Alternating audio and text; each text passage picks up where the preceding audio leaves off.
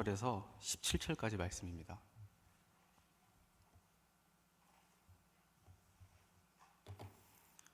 룻기 1장 16절에서 17절까지 말씀입니다.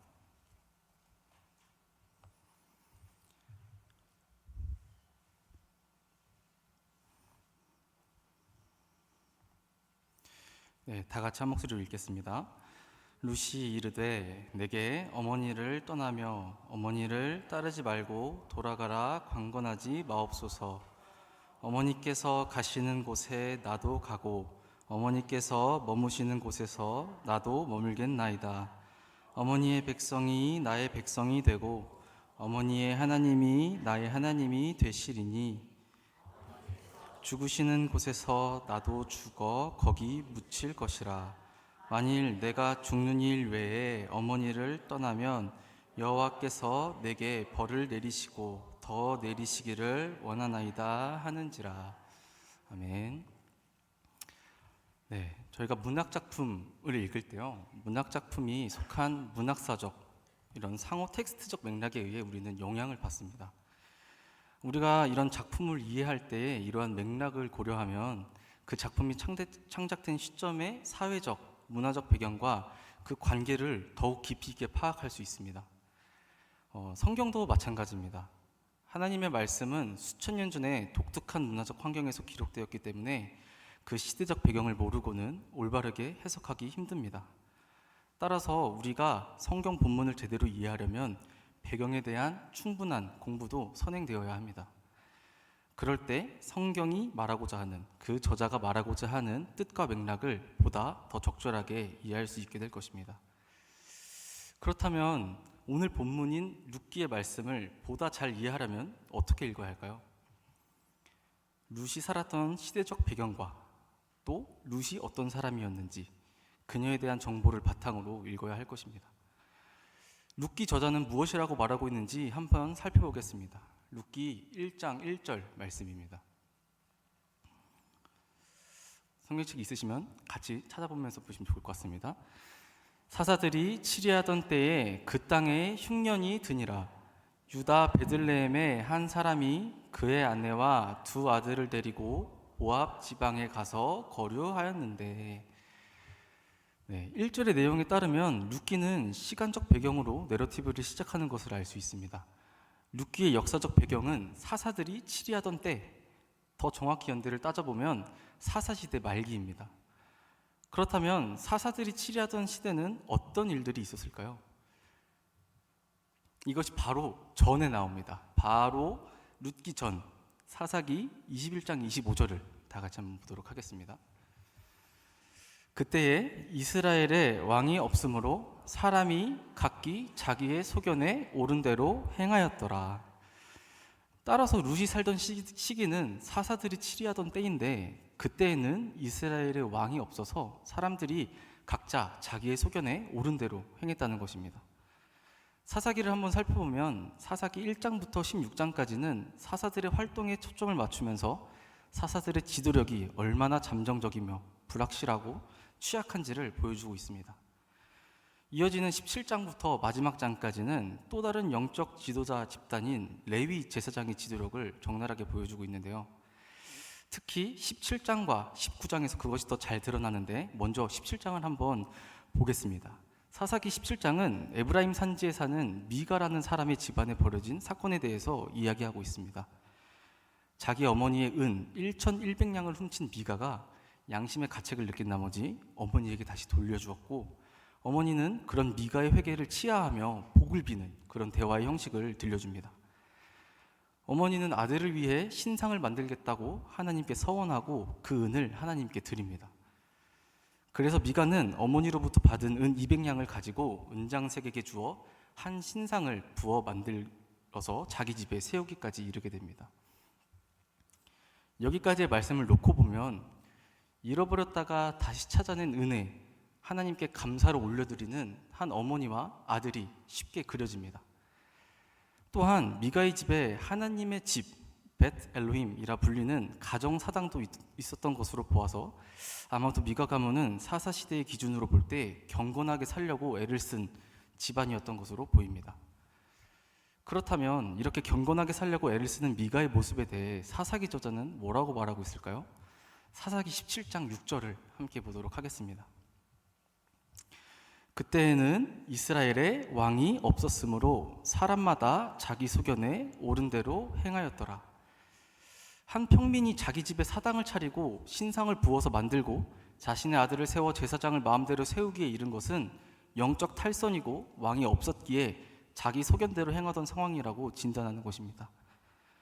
또 이어지는 내용에서 미가는 유대 지파 베들레헴 출신의 방랑하는 한 레위인을 자기 가문의 제사장으로 고용하여서 정식 레위인이 자기 가문을 위한 제사장이 되었으니 하나님께서 자기 가문에 복과 번영을 주시리라고 확신하기에 이릅니다. 그러나 공공의 영적 복지를 위해 일해야 할 이 레위 제사장이 자신의 생계를 보장해주는 한 가정에 차려진 사당의 제사장으로 들어간 것은 엄연한 영적 일탈 행위입니다. 하지만 미가는 무엇이 옳은지도 모른 채 그저 자신의 소견대로 한 행동으로 인해서 하나님께서 자기에게 복을 주시리라는 잘못된 확신을 가지고 있습니다. 19장의 내용은 어떻습니까? 에브라임 출신의 레위인이 유다 베들레헴에서 첩을 취했는데 그 여자가 베냐민 지파 남자들에 의해 윤관을 당하게 되고 이 사건으로 인해 베냐민 지파를 향한 11지파의 전쟁의 빌미를 제공하는 사건이 등장합니다. 이렇듯 사사기 17장부터 21장까지의 사건들은 왕이 없기 때문에 일어난 도덕적, 영적, 윤리적 무정부 상태의 참상을 드러내며 사사들이 치리하던 때가 어떤 때였는지를 특징 짓습니다. 주의가 깊으신 분이라면 방금까지 살펴본 사사기에서 지속적으로 언급되던 하나의 지명을 알아차리셨을 겁니다. 바로 베들레헴인데요. 여러 지파들이 얽히고 설킨 사사기의 마지막 사건들의 전개 과정에서 이 베들레헴이라는 성읍이 중심 무대로 떠오르게 됩니다. 사사기에서는 이 베들레헴을 도덕적으로, 영적으로 최악의 무정부 상황의 발원지로서 언급되었습니다. 그런데 우리가 앞서 룻기 1장 1절에서 살펴보았듯이 룻기는 사사시대 말기에 베들레헴에 닥친 기근을 피해 이방 땅으로 이주한 베들레헴 출신의 한 가족 이야기로 시작합니다. 베들레헴이라는 이름의 뜻은 떡집인데요. 이 떡집을 의미하는 베들레헴에까지 기근이 찾아왔다는 것으로 보아서 그 기근의 정도가 절정에 이르렀음을 우리는 알 수 있습니다. 사사시대의 배교와 도덕적 타락의 극치를 보여준 베들레헴에 기근이 임한 것입니다. 신명기 28장에 의하면 기근은 하나님의 심판 중에 하나였습니다. 룻기는 이 기근이 하나님의 심판이라고 명시적으로 말하고 있지는 않지만 사사시대가 전반적으로 이 기근이라는 하나님의 심판을 초래한 배교의 시대라는 점을 은근히 내포하는 듯 보입니다. 그리하여서 이 엘리멜렉 가족은 기근을 피해 베들레헴을 떠나 이방 땅 모압으로 이주하게 됩니다. 모압은 어떤 곳입니까? 모압은 유다와 거의 같은 미도에 위치한 나라로 요단강을 사이에 두고 유다와 대치를 하고 있는 숙적입니다. 이스라엘이 가나안 땅에 정착하려고 에돔을 거쳐 북상할 때에 이스라엘의 앞길을 결사적으로 막은 나라가 바로 이 모압입니다.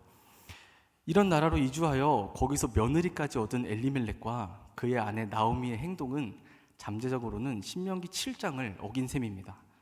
신명기 7장 3절에서 4절 말씀을 한번 보도록 하겠습니다.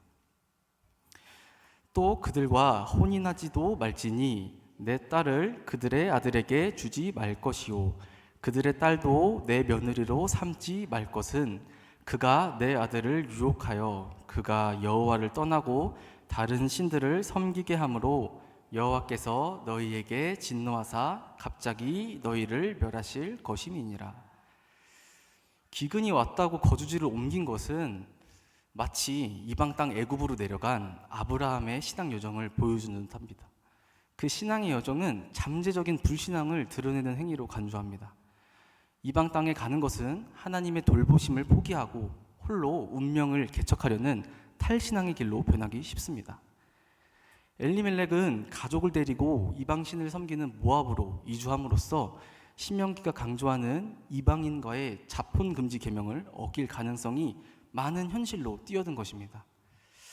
아니나 다를까 두 아들 모두 모압 여인과 결혼하여 거기서 체류하게 되고 또 우연이라고 하기에는 너무나 이상하게 모압 이주 10년 만에 연속적으로 엘리멜렉과 두 아들인 말론, 기르는 객사하게 됩니다. 룻기 저자는 이들의 죽음이 하나님의 직접적인 심판이라고 말하지는 않지만 언약 공동체와 약속의 땅을 떠나 이방 땅에서 혈혈단신으로 자기 운명을 개척하는 일이 참으로 고단한 것임을 암묵적으로 보여주려는 듯합니다.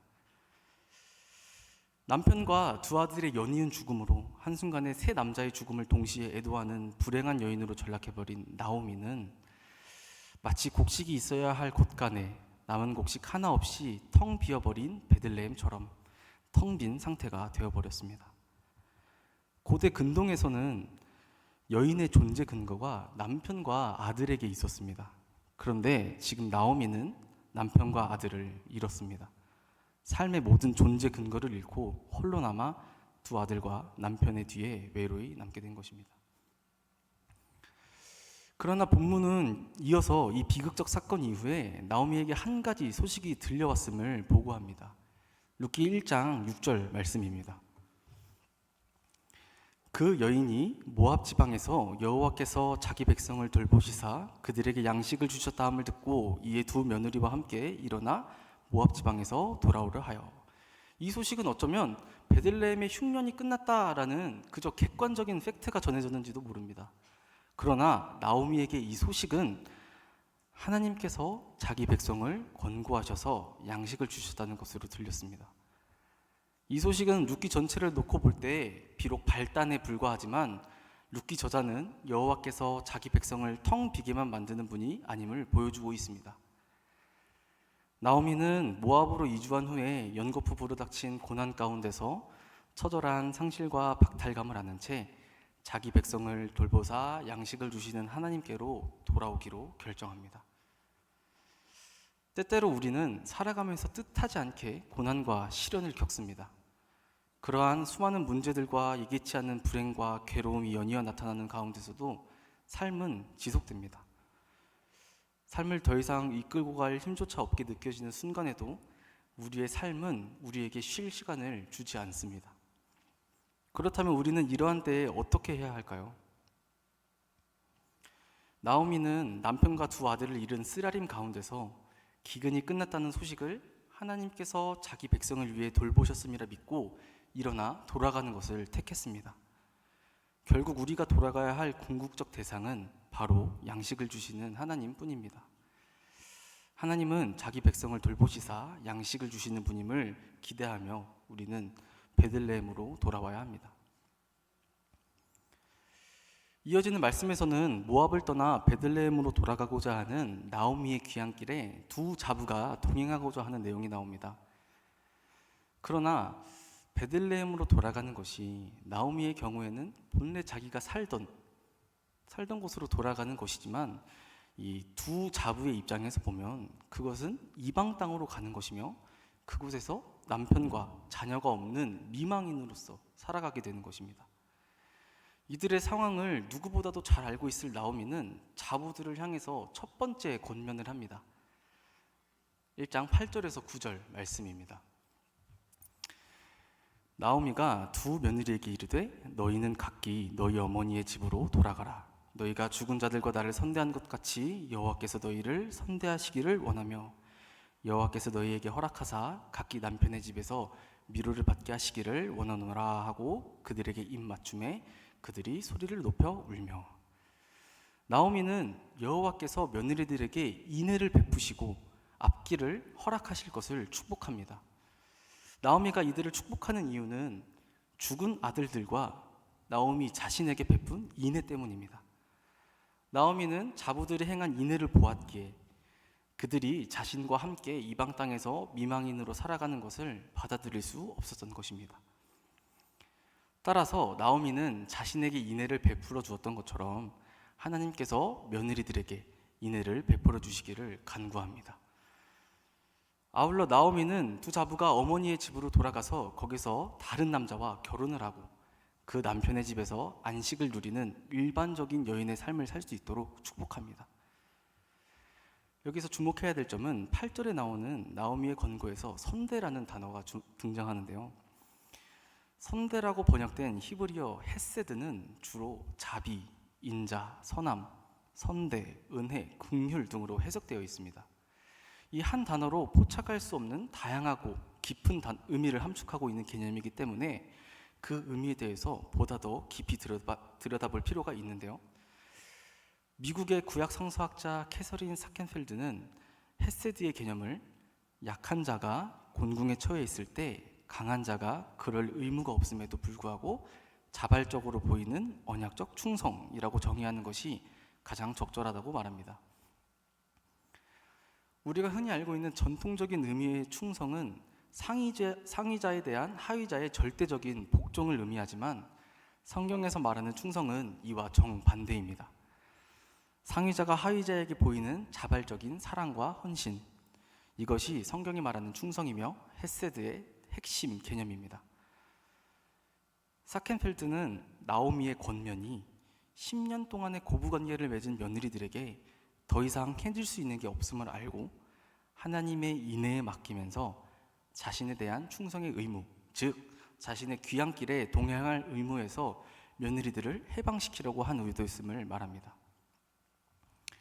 그렇다면 헌신과 의무의 관계에서 해방시켜주겠다는 나오미의 제안을 두 며느리는 받아들였을까요? 보통 유년부 선교를 하면은 아이들이 여기서 대답이 나와요. 근데 대답이 없으니까 살짝 외롭습니다. 두 며느리는 큰 소리로 울면서 나오미의 제안을 거절합니다. 시어머니는 더 이상의 헌신을 하지 않아도 된다며 고향으로 돌아가라고 권면하고, 며느리들은 어머니와 함께 어머니의 백성에게로 돌아가겠다며 눈물을 흘리는 이 감동적인 장면이 지금 연출이 되고 있습니다. 나오미는 며느리들의 눈물에 감동받아서 함께 베들레헴으로 가자고 했을까요? 아닙니다. 나오미는 두 번째로 자부들에게 자신들의 땅으로 돌아갈 것을 더 강력히 권고합니다. 1장 11절에서 13절까지의 말씀입니다. 나오미가 이르되 내 딸들아 돌아가라. 너희가 어찌 나와 함께 가려느냐? 내 태중에 너희의 남편 될 아들들이 아직 있느냐? 내 딸들아 되돌아가라. 나는 늙었으니 남편을 두지 못할지라. 가령 내가 소망이 있다고 말하든지 오늘 밤에 남편을 두어 아들들을 낳는다 하더라도 너희가 어찌 그들이 자라기를 기다리겠으며 어찌 남편 없이 지내겠다고 결심하겠느냐? 내 딸들아 그렇지 아니하니라. 여호와의 손이 나를 치셨으므로 나는 너희로 말미암아 더욱 마음이 아프도다 하매. 나오미는 이전 첫 번째 권면보다 더 강력한 언어의 사용과 더불어서 양적으로도 2배나 많은 말로 자부들에게 돌아갈 것을 권면합니다. 나오미가 이렇게까지 하는 이유는 나오미 또한 며느리들이 진정으로 돌아가서 결혼을 통한 가정을 가꾸고 안식을 누리기를 원했기에 이러한 두 번째 권고까지 했을 것입니다. 앞서 언급했듯이 고대 근동에서는 여인들의 정체성과 희망이 남편과 자식들, 특히 아들들에게 달려있음을 살펴봤습니다. 사회보장제도가 제대로 갖추어져 있지 않았기에 고대에서는 남편과 자녀가 없는 미망인은 창기 노릇을 하거나 구걸을 하는 것 외에는 생계를 유지할 방법이 거의 없었습니다. 따라서 과부인 룻과 오르바에게는 어쩌면 다시 결혼하는 것만이 이들에게 남은 유일한 소망이었을지도 모릅니다. 이런 점을 염두에 두면 나오미가 내 태중에 너희의 남편들 아들들이 아직 있느냐라고 한 것은 강한 호소력이 담긴 설득이 될 수 있습니다. 실제로 나오미는 아들들을 임신한 상태도 아니었고 또 그녀가 주장하는 형사 취수 제도를 이용한다 하더라도 자신이 새로 낳을 아들들을 기다리느라고 시간을 낭비할 수도 없는 일이었습니다. 또한 나오미는 며느리를 위한 권면을 마치면서 자신이 느끼는 감정 상태를 13절 하반절에서 토로합니다. 이것이 개역개정에서는 나는 너희로 말미암아 더욱 마음이 아프도다로 번역되었지만 문법적으로 본다면 이 구절의 히브리어 원문에서 사용된 전치사 민이라는 것은 비교의 전치사로도 사용이 가능합니다. 따라서 여호와의 손이 자신을 치고 있다라는 의식이 나오미의 마음이 아픈 이유라고 본다면 나는 너희들보다 더욱 마음이 아프다라고 해석하는 것이 더 적절해 보입니다. 나오미는 지금 두 며느리보다 자신의 마음이 더 아픈 이유가 자신이 겪고 있는 참담함과 이 고통의 이유가 하나님의 손이 자신을 치셨기 때문이라고 고통스럽게 회고하고 있습니다. 나오미의 이 말은 참으로 안쓰럽고 가슴이 아려오는 표현들입니다. 아마 이 말을 직접 듣고 있는 룻과 오르반은 더더욱 마음이 시렸을 것입니다. 이에 나오미의 말을 들은 자부들은 처음과 마찬가지로 이번에도 큰 소리로 웁니다. 그러나 앞의 상황과는 한 가지 차이가 나는데요. 우리 14절을 함께 보겠습니다. 14절 함께 읽겠습니다. 그들이 소리를 높여 다시 울더니 오르반은 그의 시어머니에게 인 맞추되 룻은 그를 붙쫓았더라.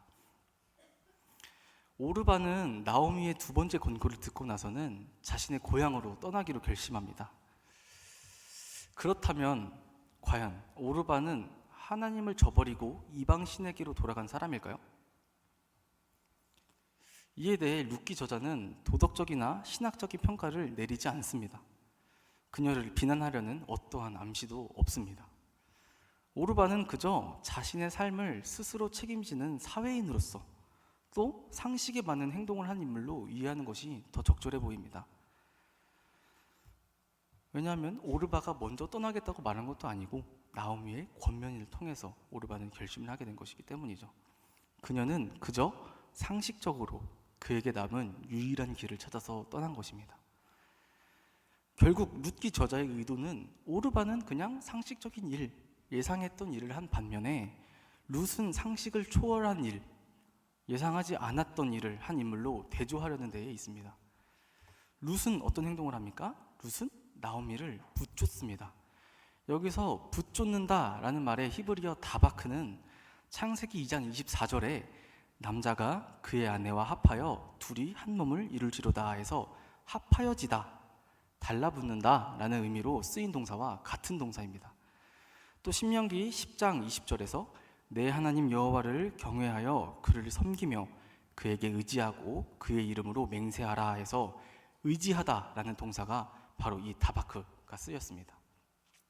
즉 하나님을 의지하라는 것은 하나님을 붙쫓아라, 하나님께 달라붙어라, 하나님과 합하여져라 라는 의미가 되겠습니다. 이렇게 혼인의 합일 또는 이스라엘과 야훼의 관계와 같은 경우에 볼 수 있는 이 언약 관계에 대한 헌신의 모습이 지금 룻에게서 나타나고 있는 것입니다. 룻기 저자는 여기서 인해, 헤세드라는 단어를 사용하지는 않지만 붙쫓다는 동사를 사용함으로써 룻이 시어머니를 붙주는 행동은 바로 인해의 행동이라고 칭찬하고 있습니다. 한 믿음의 공동체에서 약한 자가 곤궁에 처했을 때 강한 자가 자발적으로 보이는 충성과 사랑, 이것이 인해라고 한다면 룻의 행동이야말로 지금 정말로 인해의 행동일 것입니다. 그렇다면 나오미는 이렇게 인해의 행동을 보이는 룻을 인정해 주었을까요? 아닙니다. 나오미는 세 번째 권면을 하게 됩니다. 이번에는 민족과 신을 끄집어들일 뿐만 아니라 또래 집단인 동서 오르바를 비교의 대상으로 삼고 있습니다. 15절 말씀을 함께 보도록 하겠습니다. 다 같이 읽겠습니다. 나오미가 또 이르되 보라, 내 동서는 그의 백성과 그의 신들에게로 돌아가나니 너도 너의 동서를 따라 돌아가라 하니. 세상에서 가장 강력한 압력 중에 하나가 이 또래 집단입니다.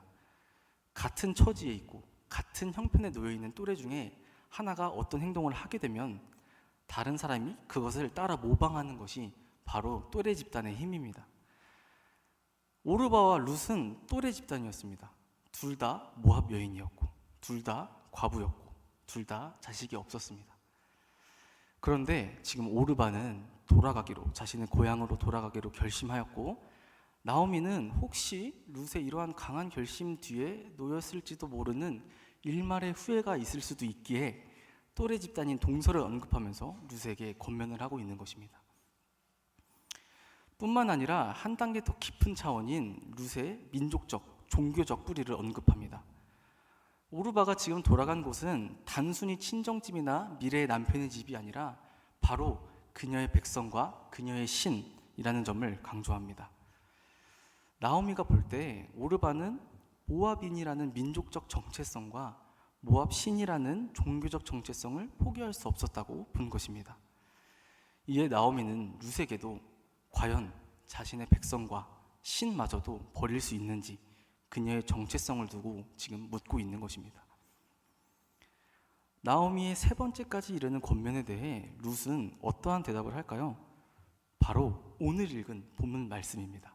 다 같이 한번 더 읽어볼까요? 룻기 1장 16절에서 17절 말씀입니다. 룻이 이르되 내게 어머니를 떠나며 어머니를 따르지 말고 돌아가라 강건하지 마옵소서. 어머니께서 가시는 곳에 나도 가고 어머니께서 머무시는 곳에서 나도 머물겠나이다. 어머니의 백성이 나의 백성이 되고 어머니의 하나님이 나의 하나님이 되시리니 어머니께서 죽으시는 곳에서 나도 죽어 거기 묻힐 것이라. 만일 내가 죽는 일 외에 어머니를 떠나면 여호와께서 내게 벌을 내리시고 더 내리시기를 원하나이다 하는지라. 지금 이 룻의 핵심 고백이 등장하는 백성과 하나님은 나오미의 권면 가운데 나왔던 핵심 단어입니다. 내 동서는 그녀의 백성과 그녀의 신에게로 돌아가나니 너도 너의 동서를 따라 돌아가라. 이것이 나오미가 룻에게 했던 15절에 나온 말씀입니다. 자신의 조국을 버리고 종교적 정체성마저도 포기할 만큼의 확신이 있는지에 대한 나오미의 질문이었습니다. 롯의 대답은 무엇입니까? 어머니의 백성이 나의 백성이 되고 어머니의 하나님이 나의 하나님이 될 것이라는 엄청난 선언을 합니다. 그녀는 결코 돌아가지 않을 것이며 죽음 외에는 절대 갈라지지 않을 것이라는 강한 결심에 의해 둘러싸여 있습니다. 살아가는 동안 어디를 가든지 어디서 살든지 상관하지 않고 심지어는 죽는 데마저도 따라갈 것이라는 죽음에 이르는 충성을 맹세한 것입니다. 그리고 이 맹세는 비단 나오미에게만 한정되는 것은 아닙니다.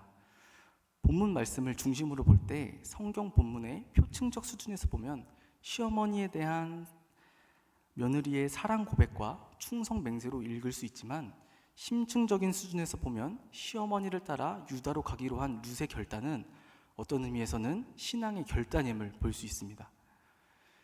이스라엘 백성이 요단강을 건너 모압으로 피난간 것은 불신앙의 도강이지만 지금 모압 여인의 요단강 도강은 그녀의 마음에 이미 뿌리내린 신앙의 결단입니다. 이어서 그는 그녀 자신의 결단을 자기 저주 맹세로 더욱 확고히 합니다. 이러한 표현은 구약에서 종종 등장하는데 이 용례를 살펴보면 주로 지도자급에 있는 인물들이 매우 중차대한 문제를 놓고 행한 엄중한 맹세로서 등장합니다. 그런데 이러한 맹세 공식에서 등장하는 신의 이름은 대부분 엘로힘이 쓰이는데 개역개정에서는 하나님이라고 해석됩니다.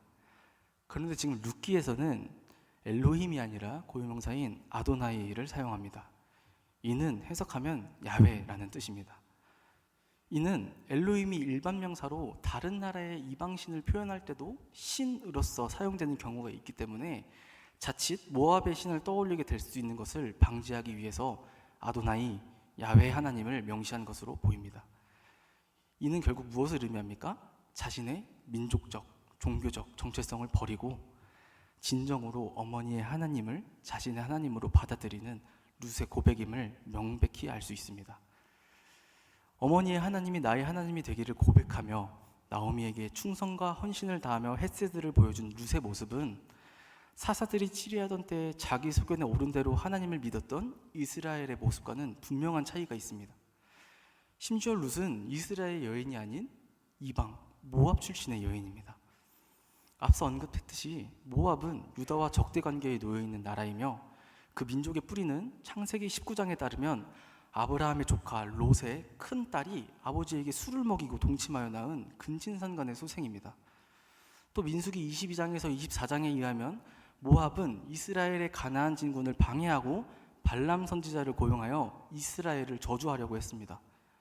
그들은 광야에서 고생한 이스라엘 백성에게 어떤 인도주의적인 조치나 배려도 베풀지 않았습니다. 따라서 신명기 23장 3절에서는 모압 사람은 여호와의 총회에 들어오지 못할 것이라고 규정해 놓기까지 했습니다. 그러나 룻기는 이러한 구약 성경의 지배적인 관점에 조용히 반기를 듭니다.